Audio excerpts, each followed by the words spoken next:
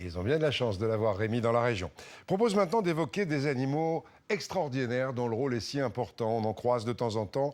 Les chiens guides d'aveugles. Depuis lundi, c'est leur semaine. Les écoles de dressage ont ouvert leurs portes au public un peu partout pour mieux se faire connaître. On va faire la même chose entre la Picardie et la région parisienne avec Bénédicte Poirier et Fabrice Maillard. Ces petits labradors sont nés il y a à peine 2 mois. Et dans cette école de chiens guides, ils sont 40 en formation. C'est le cas de Shelta. Depuis 6 ans, le labrador partage la vie de Yannick. Et comme tous les jours, Shelta anticipe les dangers sur le chemin de la gare. Pour Yannick, elle est devenue indispensable. Ça a complètement changé ma vie. Je ne suis jamais seul, même dans mes déplacements, puisqu'il y a toujours mon chien avec moi.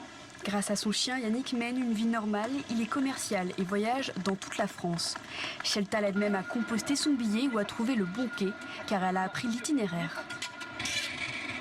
D'un point de vue professionnel comme d'un point de vue social, sans ma chienne, j'arriverais pas à faire un tas de choses. Je dois aller sur des rendez-vous dans des lieux que je ne connais pas au préalable, mais aussi d'un point de vue social, pouvoir accompagner mes enfants à l'école. Mais Shelta a déjà 8 ans et dans 2 ans sonne l'heure de la retraite. Yannick devra alors faire une nouvelle demande auprès de l'école des chiens guides de Paris. C'est un cursus de 2 ans, 3 mois au centre, puis 1 an en famille d'accueil et 6 mois d'apprentissage. Mais ici, on ne dresse pas des chiens, on les éduque. Ce labrador s'entraîne depuis 6 mois sur ce parcours, puis il ira dans la rue. Et Ivy apprend alors des ordres précis comme les lignes pour traverser, le siège pour s'asseoir ou les escaliers pour monter quelques marches.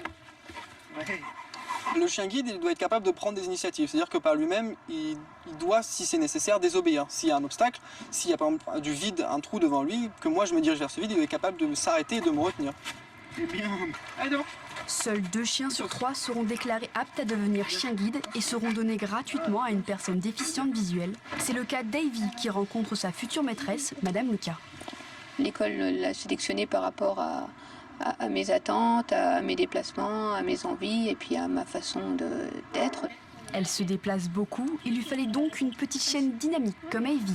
Et c'est à la fin de cette séance que Madame Lucas et son labrador partiront pour un premier week-end. Si la cohabitation se passe bien, dans 1 mois, maître et labrador vivront enfin ensemble. Je vous avais dit que c'était des animaux extraordinaires. À ce stade du journal, un mot d'un très beau magazine